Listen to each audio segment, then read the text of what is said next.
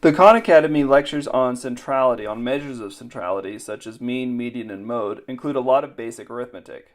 It's worthwhile at this juncture to point out that, like nearly every other programming language, R can be used as a basic calculator. Furthermore, like all other object-oriented programming languages, R can store results for later use as objects.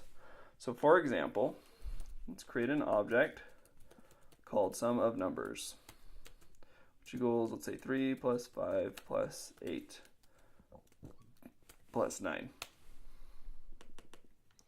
So let's do it down here. So this creates the object sum of numbers, which equals 25.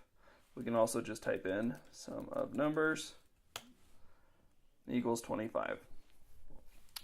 And then again, you can use objects to create other objects. So let's create an average. So we could retype all of these digits in again. However, here we can just use the sum of numbers object and divide it by 4 to create the average. And that creates our other object, which is an average. So this is kind of like a spreadsheet in that if you decide to change one of the values or one of the parameters, and then rerun this, then it will change the later results as well, because the sum of numbers will change, and the change in the sum of numbers will be reflected in the new average of numbers value. R can also use constants. So for example, the pi constant is built into R. So we just type pi, and we have the value of pi, 3.141593.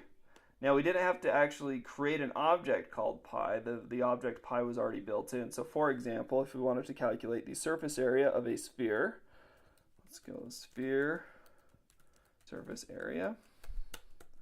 It was 4 times pi times, let's say our radius is 2. 4 times pi times radius squared. So that is the surface area of a sphere, which we see up here,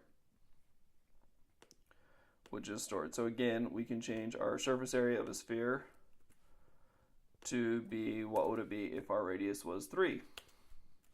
And then it will change the value accordingly.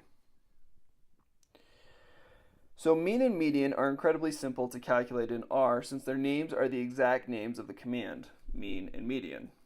So mean is the command to find the mean, and median is the command to find the median.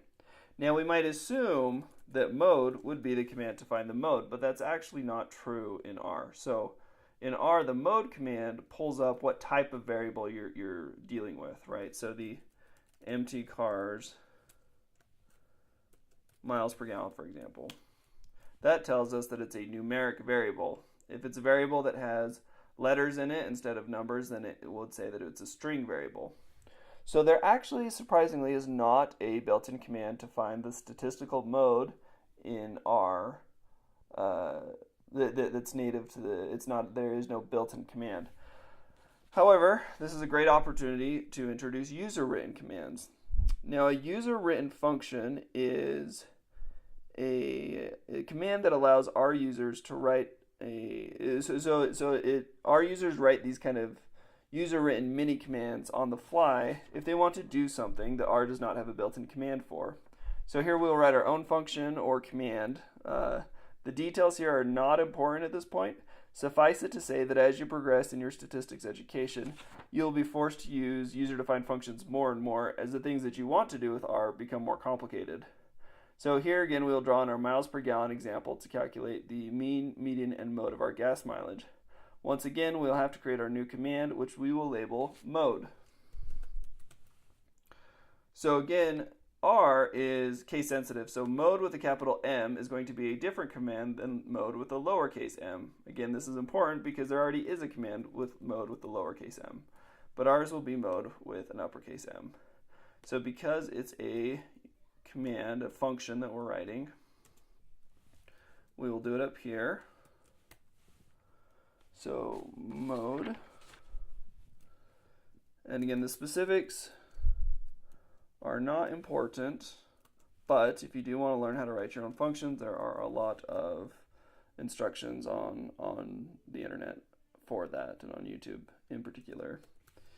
So UX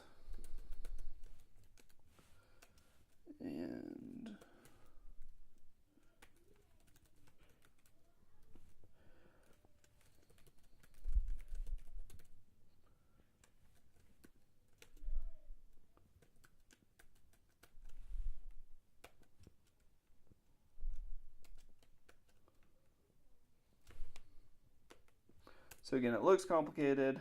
As you get used to it, it becomes much more simple. So that was our mode. So we created a new function called mode.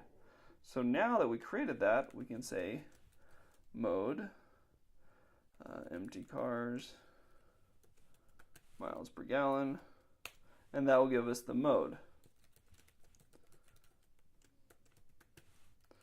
And the median, or the mean,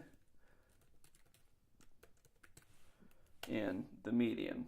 They're all kind of close to each other. Now, if there are any missing values, any of these commands will return a missing value for everything else. So if we are calculating the mean and we add in a value, and there is a missing value in that data set, then the mean will itself be missing. Now in R, missing values are represented by NA. Traditionally, in most other programs, they are simply blank. So if, for example, we simply didn't know the miles per gallon for one of the cars, then simply running the mean command would return a response of NA. To simply remove the missing values from consideration, we type the same command, but add na.rm equals true. So we go mean empty cars miles per gallon, comma, space na, so not applicable, that's the missing value, .rm equals true, which is saying remove the na value. True, it's a Boolean value. So we're removing the missing value, and then that should give us a mile per gallon. Now, of course, here it won't make a difference because we don't have any missing variables, but if we did have missing variables and you wanted to delete them, do listwise deletion, that is how you would do it. As noted in Khan Academy, outliers can radically change the measures of centrality. While they are beyond the scope of what we are doing here, there are various math-based tests that systematically detect data points that can be considered outliers. If you want to look more into this later on, Google outlier detection in R to get a sense of the different commands that have been written. Thanks for listening.